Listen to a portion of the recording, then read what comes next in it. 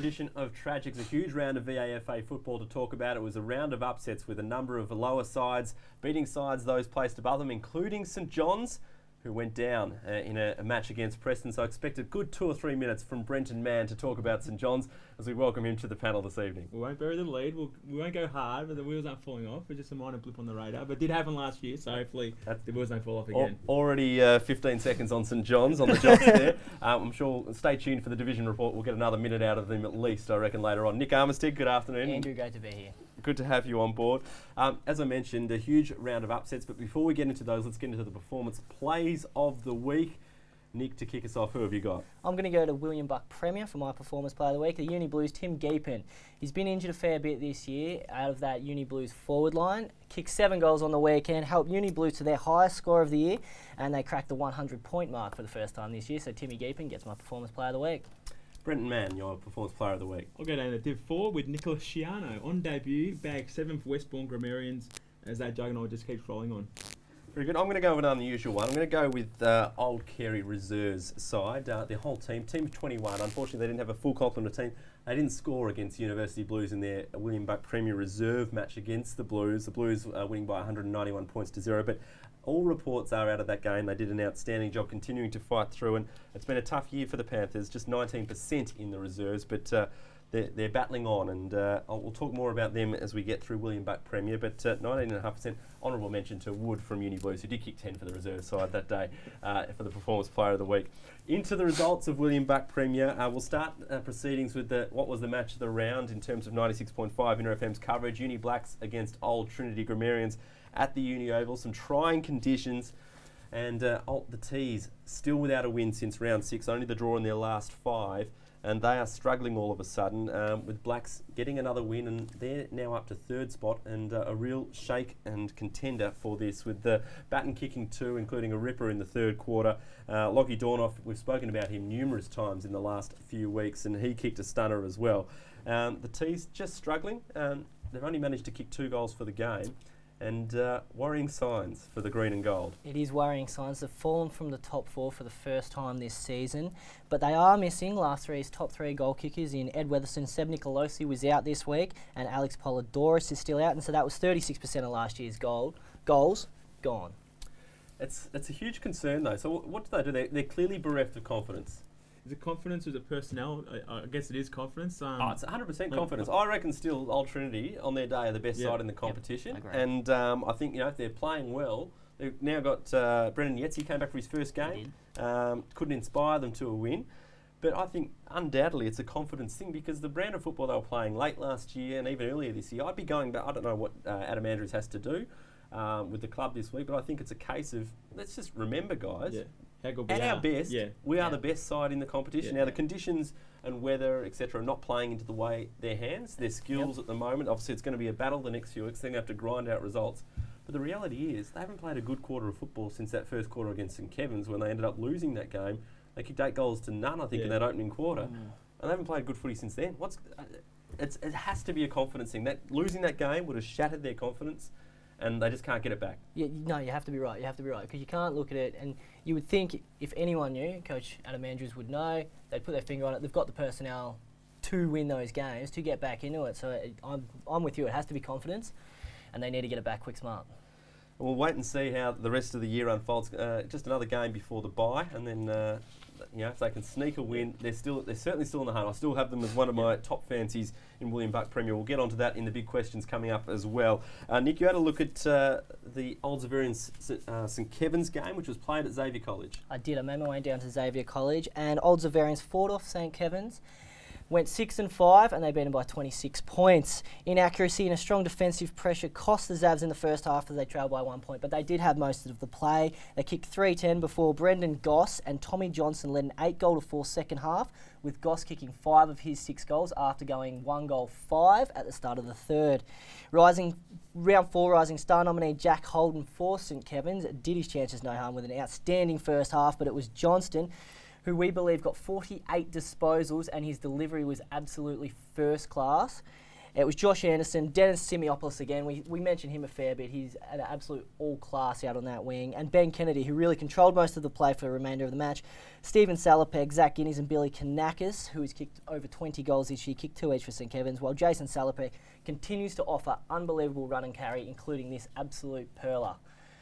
How important is John Shaw for this side? Great goal from Salopek there, but how important is John Shaw's return to the Zaz side? Unbelievably important. Not just the fact that he is arguably the best ruckman in the competition next to Anthony Ferrato when they're both at full health, but he's their captain, he's their leadership as well, and they've missed him for numerous weeks now. He went there and he dominated the ruck, and that's why Tommy Johnston, Ben Kennedy got on the end of so many. They just racked them up. Important win for Zaz. What do we think of, I mean, we mentioned a couple of weeks ago Zaz and St Kevin's can't make the 4. I didn't think, at least. Yeah.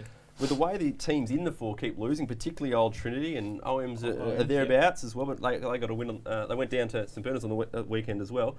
They're still a sniff, both of those clubs. I can't get a read on them. Them and St Kevin's, I cannot get a read on. Even OMs going down to St Bernard's. I can't make a definitive. I haven't got a definitive answer for you because week to week, those sides, they're best and worst. They're so far between. So I can't answer that question. We mentioned the teams outside the 4 gaining some traction, and St Bernard's was one of those with a big lead on Old Melburnians early. Kicked 9 goals for 2 in the opening half before OMs charged home. They only ended up going down by 9 points at the Snake Pit. So OMs are obviously a very good side. It just shows you can't give away those sorts of starts in William Buck Premier section. Collegians and DSL, forever and a day, these two clubs have played close games, and the team that you expect to win on the day, back when Collegians were in their pomp in the early 2010s, do we say that? 2010, 11, 12? DSL always used to trouble Collegians, and now DSL are top of the ladder. What do we see? We see Collegians pinch the points there, albeit at Harry Trott Oval by 4 goals. It leaves DLAR and Blues equal on top. But speaking of Blues, they were not without their own troubles against Old Carey, and great signs for Old Carey, albeit their 3 best players probably on the wrong side of the age factor in terms of your age profile of your list. Smithwick, Crozier and Julian Rowe, who kicked another 5 goals, were stars for Old Carey, but an 8-goal-1 last quarter put paid to any upset victory there. Can the Panthers win a game before the end of the year? Absolutely they can. Yeah, I think Absolutely they can. They've shown in bursts, they've shown in halves, and now on the weekend they've shown in 3 quarters that they do have what it takes to keep up with any side in competition. I mean, Blues, as you said, they're equal first now. They're on the same amount of wins, so they absolutely can. Interesting, that's the first time Blues have kicked more than 100 points this year, which I found quite surprising to see. Yeah, no, well, we've banged on about it a bit. Defensively, they're absolutely first class, but they have struggled to put scores on the board, to put higher scores on the board at least. But Timmy Geepens from the Swan Districts this year, his inclusion, as I said, he did come back from injury. He was injured for a little bit, but 7 goals. Having him up forward, he straightens them up. Tom McKenzie up forward, they straighten them up, and they give him something to kick to. Good to see Pete Summers amongst the best there as well. G'day, Pete. Hope fatherhood's going well for you. On that note, we'll take a break, come back with more Premier B, Premier C, and lots more on Tragics right after this. Anytime is the right time to get fit at Anytime Fitness. Access over 400 gyms across the country 24/7 and discover why more Australians train at Anytime Fitness than any other gym. Go online and register now for your free 7-day pass and feel something better. You're watching the Tragics, or VAFA Tragics, on wherever you're watching it from. Hopefully on the VAFA website, but through our YouTube account, and hopefully you're enjoying the show. Time now for the VAFA headlines. Nick Armistead. Thank you, Andrew. Old Melburnians and Old Zavarians will clash this weekend in remembrance of a former OANS player, Willie Wharton, who tragically passed away in Peru on Father's Day in 2009. The Willie Wharton Memorial Cup has since been played between the OAMs and Zav's Club 18 sides, but will this year take place in William Buck Premier for the first time. There will be a luncheon at Sports Cover Arena, and at the conclusion of the game, the Wharton family will present the cup to the winning team as well as the best on-ground medallion. All past clubbies players from both sides are encouraged to come along, as well as all past players, friends, acquaintances and parents. And speaking of Old Melburnians and Old Zavarians, the team at Inner FM will cover their blockbuster 4v6 clash from Sports Cover Arena this weekend. Make sure you tune in to 96.5 Inner FM from 1:45 on Saturday for the game and from 9 a.m. for the VAFA Footy Show. And that's it for a very short headlines. Very good. Of course, the Community Cup at Elstonwick Park on the weekend. How's Sports Cover looking at the moment? Muddy. One word, muddy. Onto Premier B. Match of the round was undoubtedly the top of the table clash between the Tigers and the Sharks. And Brendan, it was the Tigers that got away with the points, sending the Sharks to back-to-back losses. Certainly was. And this at Brindisi Street, a 1-point win to St Bede's Mentone Tigers sees them shoot to first on a ladder. St Bede's came from 10 points down at half-time with 8 goals to 6 in the final 2 quarters, Alex Smout and Michael Barnes combined for 7 majors for the Tigers, and the big V reps, Chris Mangoni and Jared Robertson, were the dominant best. Daniel Gribben nailed 3 for the Sharks, who fall to second on the ladder, I believe maybe for the first time this year. I'm not too sure about that. We'll have to maybe delve through the... See how big their round 1 win was? Yeah, that's it. As I said, St Bede's take top spot, half a game clear of Bo Morris, and now St Bede's have now won 7 on the trot, and they would be the form side of Prem B, which is a division that's very wide open at the moment, including 2 by 1 point, which is fantastic testament to their resiliency. And the Sharks have now lost 2 in a row, as you said, and fantastic game of football. I think they've dropped points in 3 of their last 4. Would that be right with the draw? Or the Sharks? I'm not sure. Yeah, the draw was 5 Maybe ago. So 5 ago. So yeah, just interesting times for the Sharks down there at the aquarium, and hopefully the log fire is going well in that beautiful cabin as well. Other games in Premier B, Hampton Rovers, of course, started to make a little charge with a great win last week, or it might have been the week before, but recently they had a good win. They just missed a third win of the season when they went down to Monash Blues, who sort of getting a bit of hold on the top 4 there, going down by 3 points, the Rovers. Old Scotch lost to the Vultures, and worrying signs for the Cardinals because they could drop out of the 4 potentially. The Scotchies have been crowing early in the year, and the wheels are starting a little wobble a bit, aren't they? Absolutely. Well, when you've got Parkdale are pushing, Yeah. you've got Fitzroy are pushing, and you've got Monash Blues, obviously, who are 4th on the ladder. So it is worrying signs. I don't want to drop too many more in the near future. Speaking of the Roys, they beat Old Haileybury, and having the wheels fallen off at Old Haileybury, they're just on the 12 points so far, the 3 wins this year, which all came at the start of the season. Yeah. When they burst out of the gates, and they haven't been able to continue that momentum at all. The Roys, a good 24-point win at Princes Park in Caulfield, and Old Brighton, which was the surprise result in Premier B, beating the Jackers by over 50 points at Trevor Barker Oval, which was interesting to see that at Trevor Barker Oval rather than the Beach Oval. What was the rationale there? I just moved to Trevor Barker. Trevor Barker's looking a lot better at the moment, but the interesting thing was that the luncheon still stayed at the Beach Oval. So Had Aaron have to walk across didn't want Beach to walk Road. across. They just wanted to enjoy their time at the Beach Oval. On to Premier C.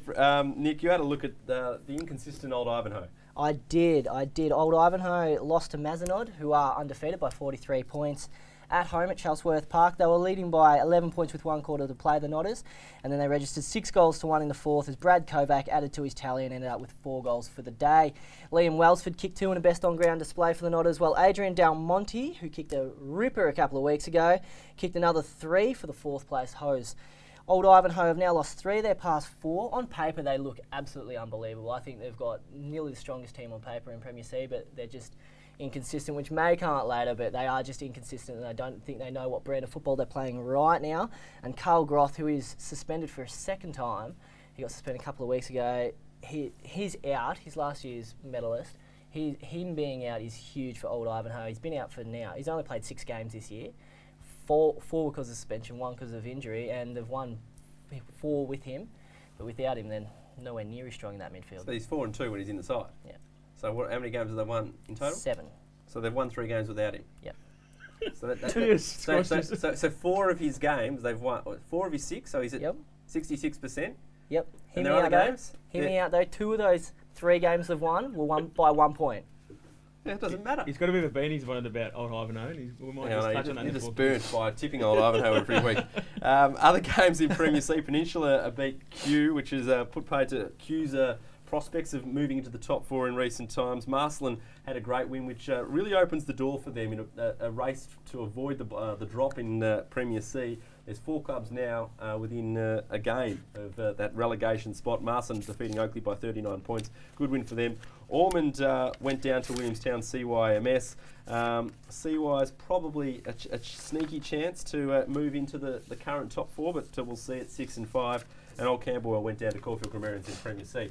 Brendan, over to you for your division report. We'll start in Div 4 with, Div 4 as I turn my page. The Jocks will be disappointed. No. When's the Jocks hot minute? The Jock Show. With the Jock Show will be just coming up momentarily. But we'll start in Div 4 with Ely Park Sharks knocking off Point Cook.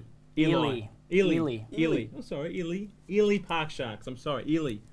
I should probably know that being in the division reporter, shouldn't I? There's so many teams to cover, I'm sorry. Knocking off Point Cook by 24 points with Andrew Zakos. Would you pronounce that Zakos? Z-A-I-C-O-S? Zakos with a Z. Zakos with a Z. He kicked 6. like the Macedonian Marvel. And William Dawson kicked 6 for the Bulldogs, who he has 48 for the year, but he couldn't drag his side across the line. Now we'll move on to Westbourne Grammarians, who just go about their winning way. 124-point win over Box Hill North. Dale Collins kicked 7, along with the Performance Player of the Week, Nicholas Sciano, who kicked 7 on debut. Dale Collins has 39 for the year. I don't know if he's going to make that 100, Nick. You predicted early in the year. I don't think he's going to get there. Yeah, it was a bold prediction. Now in Div 4, I think the 5 is set. It's just how they're going to structure up. I think the Is 6... it a 5 or a 6 in Div 4? Is it a 6? I think it's a There's 6. 9 teams. I should know I this think as well. I because actually being think a it's a division 6. reporter. Because the final 6 system is what it is. I'm On to sorry. Division 3. Oh, that just scratch We'll find out that. next Let's week. go. Division Division 3, South Melbourne Districts, 47-point win over Canterbury, and then the wheels have definitely fallen off. South Melbourne Districts hosting the Fox Footy Pie Night during the week, and it really got him over the line. Max Mitchell-Russell, he kicked 6 for the Districts, and an 8-3 second quarter really set up their win, and they shot to 4th position. And now Parkside, they're 2 in a row. I didn't touch on Parkside last week. You got their first win, but now they've got 2 in a row with a 16-point win over Elstonwick. And Tommy McKinlay kicked 6 for Parkside. And now we'll move on to Division 2. The big result from the divisions with Preston, a 49-point turnaround over St John's at Preston. I'm not sure what their home ground is called. I'll get there eventually. Yeah, we'll get there eventually. Ruthven. Rutherford Reserve, that's exactly right. An 8-goal fourth quarter really set up their win, with Damon Markon was electric, and St John's, they'll be licking their wounds during the week. A few injuries costing them this week, and similar to last year, they went down to Preston last year in a similar position. They were undefeated, and Preston got them. The wheels came off. They're not going to come off this year. I'm going to call it. They're not going to come off this year. Is it worrying signs? No, they're not worrying signs. It's the first loss of the year. We'll just keep a... Great to see David Markon getting amongst it as well. Yes, one of my guys from a while back. Yeah, she mispronounced his name, I believe, on a medal count night. Yeah, exactly right. He really dirtied up about that, didn't he? He did. We're good mates now. Eltham with a 3-point nail bowler over Emmaus. Inaccurate Emmaus, who kicked 10-21. Eltham were 14 points down at 3-quarter time. They got up to win by 3 points. And Ben Gill kicked 4 for Eltham. He has 43 for the year. Div 1. The Friars with a 22-point win over the former top of the table, St Mary's, in absolute shootout. Andrew Dow kicked 8. He was just got pipped by Nicholas Sciano for the Performance Player of the Week. He's got 23 for the year. And it was 7v1. Now, St Mary's, it's a Division 1, the most exciting division of all the divisions this year. And OM shot to the top of the table again with a 79-point win over the 2 Blues to reclaim top spot. And Harrison Taylor, just for the fact, yes? You called that the wheels were off at all, I did not call the wheels were off. And then back on top. They're back on top. Shows how much I know. And Harrison Taylor was a lone goal scorer for the 2 Blues, and that rounds out the division report. Excellent work there, Brenton. Great to see the Jocks was held for about 35 seconds there. Good stuff. On to the big questions of the week. I think about, let's roll the videotape. About 5 weeks ago, I said, who's going to make the top 4? Kevin's. Old Trinity Yeah, and I think D-Lar Scobbers will make a big run and jump in. I really do. So Scobbs, we all agree that Scobbs are in? I'm not sure they're in. I'm not sure they're in. I think Blacks take the 4. I think. So you don't think Scobbs make it? So Blacks come into 4. So who drops out from the current 4? Blues, OMs, D-Lar, and Old Trinity. I think OMs are flying at the moment, but I don't know if we can safely say that they're top. 3 to 8, 3 to 9 is so close at the moment. Absolutely, but we've got to put our opinions on the line here. I guess what do we think? I think Trinity and D-Lar are lock 1 and 2. Yes. I think we go Uni Blues. Yep. Okay, that's 3. And for me, I'm Blacks. I'm the Cam Roberts factor. So OMs go out, Blacks go in. Yep. Okay. And for you, Brenton? I think Scobbers go out and replace who? I think Blues drop out. Nah, Blues are good. Blues are very strong. St Kevin's come in. We said 4 and 5. If they're 4 and 5, that's a pass mark. And at the minute, They could be 5. They can be 5 and 4. Though. Exactly right. So what? So who's going out? So make it in for who? Well, Old Trinity and D-Lar will come top 2. Uni Blues will be there, and OMs will drop out. OMs out. I think it might be Blues that drop out and miss for St Kevin's. And that was, of course, in William Buck Premier, who was going to make the top 4. I want to ask you guys again, who's going to make the top 4 now? You go. No, you go, Nick. This is you're a Premier man. This is you. All right. So Blues and Blacks, D-Lar Sal, Old Trinity. I'm still on Old Trinity. They're obviously going through a form slump, but I'm still on Old Trinity, and I think they can turn things around. And I'm sticking with it. Slightly differs from earlier in the week. So I'm going the same as you. I think that's the 4. Yep. Zavs and St Kevin's. Well, Probably not St Kevin's. I think Zavs maybe. But Collegians? Same wins as Zavs? no, I don't think they got the firing power to make it. Zavs do. Or I think they Collegians? do. Yeah, no, Collegians don't have the firing power. They can Zavs hold absolutely sides. do. Zavs do, but they haven't got the inconsistency. They haven't got it, or they have got it. Oh, they've got the inconsistency. They haven't got consistency. Right. They've got boys back now. They're getting some stars back. Tyson Thomas was in the reserves on the weekend. John Shawmady came back. Tyson Thomas will probably come back next week. Yeah, we'll see. Um, We'll see. Anyway, next question. All right, Andrew, for you, should the VAFA have a cap on the number of teams one club can have? I think the answer is yes to this, and the reason I think probably needs more than the time we've got to debate around this table here, but and this stems from looking at the Premier Thirds competition where you've got Zavs Blacks and Reds and St Kevin's Golds and Greens, I think it is, yep. or got in the Premier Thirds. And I look at other clubs where their thirds have fallen away, or where the case where the club's thirds have fallen away, like Alkeri, and their seconds are not able to get a full 22 on the park on the weekend. They only need 21 players. Now, I'm not saying that those players from Zavs and St Kevin's are going to go and play for Alkeri or go and play for another club like a Kew or St Mary's, Salesian in those in that catchment area where they might play. And in fact, the question probably goes down to: do we risk losing those guys playing football if we limit the clubs having those extra teams? I don't know. It's one that's probably needs more debate. But I think certainly if you limited the amount of teams a club could have, maybe you might lose half of those players to play football, but the other half might go and play for a local club that's nearby, which might boost, Chadstone. Imagine Zavs had one of their teams going, and that's sort of not far away. It's a 10-minute drive from Toorak Park to Chadstone. Imagine you had Chadstone all of a sudden, an influx of players of that calibre, and that would be a club that would be amazing to see. A takeover in that sense, not a takeover, but an influx of decent players. On that exact point, Q, a few years ago, Q were down, Div 3, and they had an influx of Zavarians who went down to Q. They won three flags on the trot, and now they're in Prem C. It shows what can happen. I reckon it's certainly something I would like to see discussed more heavily, and I'm not sure where it's an unfortunate situation because I understand the pull of these strong boys schools that they guys want to go and play for the old boys club, but the VAFA's prerogative is let's give everyone a game of football. So if a club can field a team, then we'll find a competition for you to play that team in. I think it needs a bigger discussion point. Next question. Anyone? Can I? Yeah, I don't. I don't have one. I was going to say, are old Ivanhoe the most inconsistent side in the VAFA? And you've got facts to back this up.